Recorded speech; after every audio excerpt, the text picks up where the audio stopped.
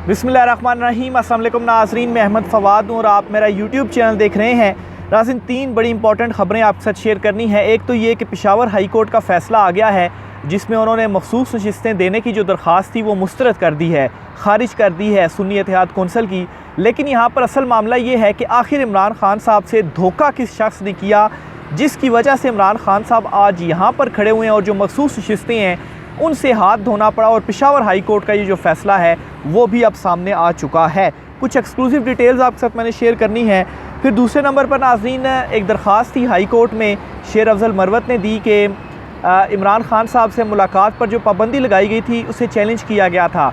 तो अरबाब मोहम्मद ताहिर जो हैं, अरबाब ताहिर साहब, जस्टिस अरबाब ताहिर, उन्होंने इस केस की समाअत की है और 4 वकीलों को मिलने की इजाज़त दी है। इसकी डिटेल्स क्या हैं वो भी आपके साथ मैंने शेयर करनी है।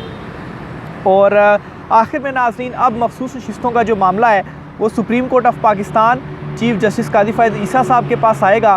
पीटीआई वैसे ही अनाउंस कर चुकी है कि वो सुप्रीम कोर्ट आएगी और देखते हैं कि अब इस मामले के ऊपर चीफ जस्टिस कादी फ़ैज़ ईसा साहब की जानिब से क्या जो फ़ैसला है वो सामने आता है। इसकी तफसीलात भी आपके साथ शेयर करनी है। तो सबसे पहले नाज़रीन, जो मामला है वो मैं आपको बताता चलूँ कि जो केस की समाअत हुई है इस्लामाबाद हाई कोर्ट में। अच्छा, यहाँ पर हुआ ये है कि अरबाब ताहिर, जस्टिस अरबाब ताहिर जो हैं इस्लामाबाद हाई कोर्ट के जज, उन्होंने शेर अफजल मरवत की जो दरख्वास्त थी उस पर समाअत की। और शेर अफजल मरवत ने बेसिकली जो पाबंदी आयत थी इमरान खान साहब से मुलाकात नहीं कर सकते अडालत जेल में, इसे चैलेंज किया था। कल पहली इसकी समाअत हुई थी जिसमें नोटिस इशू किए गए थे और जो सुप्रिटेंडेंट अडयाला जेल हैं असद वड़ाइश साहब, वो आज ज़ाती हैसियत में पेश हुए अदालत में। और जो उनका मौक़िफ़ था जो उन्होंने अदालत में अपनाया, उन्होंने ये कहा जी कि इमरान खान साहब से मुलाकात के लिए इतने सारे वकील आ जाते हैं कि अब सबकी तो मुलाकात नहीं की जा सकती। इवन के समाअत के दौरान भी वो कहते हैं कि ढेरों ढेर वकील आ जाते हैं। तो इस पर जज साहब की जानिब से कहा गया कि आप सारे वकीलों की ना सही, लेकिन वो जो 6 वकील जो कि इमरान खान साहब ने ख़ुद नाम दिए हैं कि ये रिप्रेजेंट कर रहे हैं उनके मुकदमों को, तो आप उनकी तो जो मुलाकात है वो करवाएं। ज़ाहिर सी बात है, आप ये तो नहीं हो सकता कि कई दर्जन वकील आ जाएं और हर कोई ये क्लेम करे कि वो इमरान खान साहब का वकील है और उसकी मुलाकात हो जाए। तो बेसिकली उनकी जो प्रॉब्लम थी, जो उन्होंने अपना मसला रखा कोर्ट के सामने, वो ये था। इस पर शेर अफजल मरवत ने फिर ये कहा जी कि आप ऐसा करें, आज मिलने की इजाज़त दें जो हम कुछ वकील हैं, जो हम 4 वकील हैं बेसिकली जो अनाउंस किए गए हैं। और इसी तरह से हफ़्ते में 2 दिन इजाज़त है मुलाकात की। तो जो नेक्स्ट मंगल को गालबन इजाज़त है मुलाकात की, तो मंगल को जो मज़ीद वकील आएंगे उसका मैकेनिज़्म भी तय किया जाएगा। और फिर इस पर यह भी आज कहा गया अदालत की जानिब से कि आप शेर अफजल मरवत के साथ बैठे और मैकेनिज़्म तय करें। और समाअत में वक्फ़ा भी किया गया और वक्फ़े के बाद जब समाअत शुरू हुई तो फिर ये चीज़ डिसाइड हुई कि 4 जो वकील हैं वो आज मिलेंगे इमरान खान साहब से और जो बाकायदा तौर पर पूरा मैकेनिज़्म होगा कि इन वकीलों ने मिलना है और ये इमरान खान साहब के वकील हैं, ये फोकल पर्सन होगा, ये राब्ते में रहेगा सुप्रिटेंडेंट अडयाला जेल से। तो इस सब के लिए वक्त दिया गया है और नेक्स्ट वीक में ये समाअत दोबारा रखी गई है और अदालत ने कहा है कि ये सारा मैकेनिज़्म आप अदालत में जमा करवाएंगे, अदालत को बताएंगे कि ये इस तरीक़ाकार के तहत अब जो मुलाकातें हैं वो हुआ करेंगी। तो ये बेसिकली डिसाइड हुआ है और इमरान खान साहब से मिलने पर जो पाबंदी थी, इनडायरेक्टली आप कह सकते हैं कि इसको ख़त्म कर दिया गया है और इमरान खान साहब से अब मुलाकात हो सकेगी। 4 वकील इमरान खान साहब से आज मिलेंगे और बाकी फिर वो जो शेड्यूल होगा उस शेड्यूल के मुताबिक इमरान खान साहब से जो मुलाकात है वो जारी रखी जाएगी। तो ये ओवरऑल जो खुलासा था मैंने आपके सामने रखा आज की इस केस की जो समाअत हुई है। दूसरी इंपॉर्टेंट जो डेवलपमेंट है वो पेशावर हाई कोर्ट से सामने आई है। पेशावर हाई कोर्ट में सुन्नी इत्तेहाद कौंसिल की जो दरख्वास्त थी वो मुस्तरद कर दी, वो ख़ारिज कर दी कि मखसूस नशिस्तें उनको दी जाएँ। और अगर मखसूस नशिस्तें, उन्होंने ये भी 2 बेसिकली उन्होंने पॉइंट्स रेज़ किए थे अपनी दरख्वास्त में। एक तो ये कि मखसूस नशिस्तें उनको दी जाएँ और दूसरा ये कि मखसूस नशिस्तें किसी दूसरी जमात को नहीं दी जा सकती। जो उनका दूसरा पॉइंट था वो बड़ा वैलिड पॉइंट था और उस पर ये था कि हाई कोर्ट जो है वो कुछ इस तरह का ऑर्डर दे सकती है कि मखसूस नशिस्तें अगर सुन्नी इत्तेहाद कौंसिल को नहीं दी जा रही तो एटलीस्ट ये सीटें दूसरी जमातों को भी ना दी जाएं। लेकिन हुआ ये कि दोनों जो प्लीज़ थी सुन्नी इत्तेहाद कौंसिल की वो रिजेक्ट हुई हैं, वो खारिज हुई हैं। इसकी वजह क्या बनी है वो आपके सामने रखता हूँ। वैसे तो अभी जो तहरीरी तफसीली फ़ैसला है वो जारी नहीं हुआ, लेकिन जो शॉर्ट ऑर्डर और जो समाअत हुई है वो उसके तहत मैं आपके सामने रखता हूँ जी। पेशावर हाई कोर्ट ने ये कहा है जी कि मखसूस नशिस्तें तब मिलती हैं जब सियासी जमातों ने सीट जीती हो, सुन्नी इत्तेहाद कौंसल ने कोई सीट नहीं जीती। ये एडवोकेट अब्दुल गफ़ार साहब ने ट्वीट भी किया हुआ है पेशावर हाई कोर्ट का, ये दौरान प्रोसीडिंग ये कहना था। अच्छा, अब इसमें ये एक वैलिड पॉइंट था कि जो सुन्नी इत्तेहाद कौंसल है उसने पार्टिसिपेट ही नहीं किया इलेक्शंस के अंदर, और दूसरा ये कि उन्होंने कोई सीट नहीं जीती।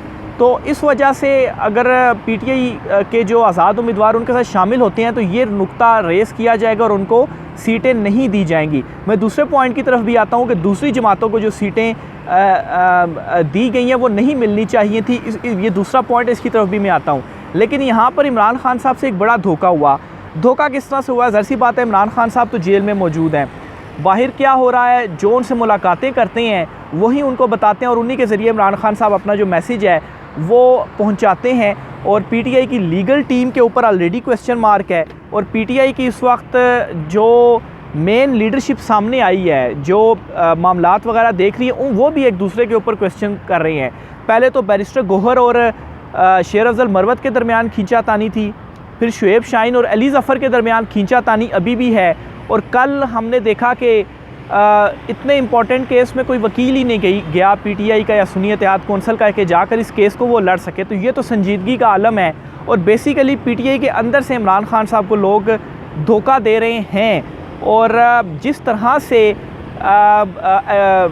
अदालतों में लीगल हवाले से चीज़ों को रेस किया जाना था, केसेस लड़े जाने थे, उस तरह से संजीदा लग नहीं रहे अपने रवैयों से। आप कल की एग्जांपल मैंने आपको बताई, वो आपके सामने है। फिर इसके अलावा देखें, मजलिस वहदतुल मुस्लिमीन जो है, इसमें पाकिस्तान तहरीक इंसाफ ने शामिल होना था आज़ाद उम्मीदवारों ने, और MWM को पीटीआई ने इलेक्शन में सपोर्ट भी किया और एक नशिस्त भी उन्होंने जीती। तो अगर पाकिस्तान तहरीक इंसाफ के आज़ाद उम्मीदवार उसमें शामिल हो जाते MWM में, तो ये मसला ही ना होता कि MWM ने ना इलेक्शन लड़ा और ना ही उन्होंने पार्टिसिपेट किया और ना ही उनकी पार्लियामेंट में नुमाइंदगी है। बेसिक सवाल ये था ना, तो उसमें शामिल होते तो ये सवाल ही ख़त्म हो जाता। कोई जवाज़ नहीं था कि आप ना दे नशिस्तें। तो मेरे ख़्याल से ये जो डिसीजन है यहाँ पर इमरान खान साहब को जिसने गाइड किया, क्योंकि ये तय हो चुकी हुई थी, इवन कि इमरान खान साहब ने भी इत्तेहाद कर दिया था एट द 11th आवर, आप कहें ये डिसीजन हुआ और अचानक से प्रेस कॉन्फ्रेंस हुई और कहा जी कि सुन्नी इत्तेहाद कौंसल से हमने बहुत पहले से इत्तेहाद किया हुआ है, इसलिए उनके साथ शामिल हो रहे हैं। तो बहुत पहले से इत्तेहाद था तो वो पार्टिसिपेट तो करते इलेक्शन में, वो सीट तो उनको पीटीआई किसी एक सीट के ऊपर उनका उम्मीदवार खड़ा कर देती तो वो जीत भी जाते, जैसे MWM के साथ हुआ है। लेकिन इस मामले के ऊपर जो धोखा है वो इमरान खान साहब से हुआ है। और जो मेरी ऑब्जर्वेशन है और जो मैंने अंडरस्टैंडिंग है, देखें जो कानूनी माहिरीन लीगल टीम्स होती हैं उनको चीज़ों का मालूम होता है कि यहाँ से पकड़ हो सकती है। तो ये हो नहीं सकता कि पहले ना पता हो कि इस मामले से हमारी पकड़ हो सकती है। तो MWM के साथ अगर शामिल हो जाते तो ये मामला ही ना आता, जवाज़ ही ना दिया जा सकता। तो ये जो डिसीजन था जिसने इमरान खान साहब तक ये तफसीलात पहुँचाई और ये डिसीजन हुआ जिसने करवाया या जो कुछ भी हुआ, तो उसके बाद ये चीज़ जो है वो फेस करना पड़ी है। तो ये बड़ा धोखा तो जो इमरान खान साहब से हुआ और जिसके आफ्टर शॉक सब सामने आ चुके हैं। और अभी पीटीआई के अंदर बहुत सारे लोग हैं ऐसे जो इमरान खान साहब से मुखलिस नहीं, और इमरान खान साहब ज़ाहिर सी बात अब जेल में हैं, मुलाकातों के ऊपर भी उनकी पाबंदी लगी और सिर्फ अब 4 वकील मिलेंगे और एक शेड्यूल तय होगा। तो जो इमरान खान साहब तक डिटेल्स जाती हैं वो अंदर बैठ कर अहकामात देते हैं और चीज़ें जो है वो चलाने की कोशिश कर रहे हैं। लेकिन ये एक बड़ा धोखा है जो कि हुआ है। तो बहरहाल पेशावर हाई कोर्ट ने ये एक पॉइंट के ऊपर तो ये फ़ैसला दे दिया कि उसकी रीज़न जो थी वो ये थी, जो रिमार्क से मैंने ऑब्ज़र्व किया, क्योंकि अभी डिटेल जजमेंट आएगी उसमें मेन रीज़न्स लिखी जाएंगी। और दूसरा ये बहुत इम्पॉर्टेंट है कि अली ज़फ़र साहब ने या सुन्नी इत्तेहाद कौंसल ने ये भी पॉइंट रेज़ किया था कि ये दूसरी जमातों को नहीं मिल सकती। इवन कि इलेक्शन कमीशन का भी जो 4-1 से फ़ैसला आया था उसमें भी जो एक मेंबर पंजाब थे उन्होंने ये कहा था कि दूसरी जमातों को नहीं दी जा सकती। तो इसको भी ख़ारिज किया गया है, लेकिन इसकी कोई रीज़न अभी सामने नहीं आई कि इस प्ली को क्यों ख़ारिज किया गया है। तो बहरहाल 5 रुकनी बेंच का ये फ़ैसला है जो कि पेशावर हाई कोर्ट के जानिब से दिया गया है। अब वंस अगेन सारे का सारा जो मामला है वो मेरे पीछे जो बिल्डिंग आप देख रहे हैं सुप्रीम कोर्ट ऑफ पाकिस्तान की सफ़ेद इमारत, इस इमारत में आने जा रहा है। पीटीआई ने वैसे भी कहा था कि वो रुजू करेंगे सुप्रीम कोर्ट ऑफ पाकिस्तान से, लेकिन चूँकि पेशावर हाई कोर्ट में मामला पेंडिंग था तो इस वजह से उन्होंने दरख्वास्त नहीं दी हुई थी। तो अब वो दरख्वास्त लेकर सुप्रीम कोर्ट ऑफ पाकिस्तान में आएंगे। और ये जो मामला है कि आप दूसरी जमातों को कैसे फिर नशिस्तें दे सकते हैं, ये बड़ा इंपॉर्टेंट होगा कि इसके ऊपर क्या फ़ैसला आता है या क्या पॉइंट्स रेज़ किए जाते हैं, क्योंकि इस पर पाकिस्तान तहरीक इंसाफ का जो मौक़िफ़ था वो मजबूत था। अब चीफ़ जस्टिस काजी फ़ैज़ ईसा साहब के पास ज़ाहिर सी बात है ये मैटर आएगा, उस कमेटी में भी वो शामिल हैं। अब सुप्रीम कोर्ट ऑफ पाकिस्तान क्या बेंच बनाएगी अगर पीटीआई इस मामले में इधर आती है, और सुप्रीम कोर्ट से क्या फ़ैसला आता है, ये बहुत ज़्यादा इम्पॉर्टेंट होगा। बहरहाल चीफ़ जस्टिस काजी फ़ैज़ ईसा साहब के हवाले से बताऊँ तो जो फ़ैसले उनकी जानिब से पाकिस्तान तहरीक इंसाफ की जो दरख्वास्तें थीं वो इधर आईं, और जो फ़ैसले उनके ऊपर आए तो उन फ़ैसलों को देखने के बाद तो ये कहना मुश्किल होगा कि पीटीआई को सुप्रीम कोर्ट से शायद कोई जो रिलीफ़ है वो मिल जाए। लेकिन पीटीआई की अपनी जो लीगल टीम की संजीदगी का आलम ये है कि शायद वो ख़ुद भी नहीं चाहते कि मखसूस नशिस्तें उनको दे दी जाएँ। और मैं आपको बताऊं कि जो कल मुलाकात हुई है अली अमीन गंडापुर की और शहबाज शरीफ, इन दोनों की, वज़ीर-ए-आज़म शहबाज शरीफ और वज़ीर आला केपी अली अमीन गंडापुर की, आप देखें कि इससे पहले वो हल्फ बर्दारी तकरीब में नहीं आए, और फिर उसके बाद शहबाज शरीफ जब केपी गए तो वहाँ पर भी वो मुलाकात उनसे नहीं हुई, उन्होंने इनकार किया। लेकिन फिर उसके बाद यहाँ पर वो आए और शहबाज शरीफ से मुलाकात की, और फिर उसके बाद जो प्रेस कॉन्फ्रेंस दोनों ने मुश्तरका की, एहसन इकबाल भी खड़े हुए थे और कहा जी कि अब हुकूमतें बन चुकी हैं, अब हमने एक रियासत के तौर पर चीज़ों को देखना है और मामलात को आगे लेकर चलना है। तो इससे भी ये चीज़ मालूम पड़ती है कि अब ये एक्सेप्ट कर ली गई हैं तमाम तर चीज़ें कि हुकूमत उन्होंने बना ली है, और वो ख़ुद अब इस मामले पर संजीदा नहीं है कि अब हम अदालतों में जाएं या सीटें या ये वो चीज़ें के अदालती महाज के ऊपर हम लड़ें। और ख़ैर मेरे ख़्याल से शायद बहुत सारे लोग डिसहार्ट भी हो गए होंगे, क्योंकि अदालती लेवल के ऊपर भी कोई उतना रिलीफ उनको मिला नहीं है। इलेक्शन में जो धांधली मुबैना तौर पर पीटीआई के फॉर्म 45 वो जो सामने लेकर आए, इलेक्शन ट्रिब्यूनल्स में क्या होने जा रहा है अभी तक कुछ भी सामने नहीं आया, तो अदालती महाज से भी उनको कुछ रिलीफ मिल नहीं पा रहा।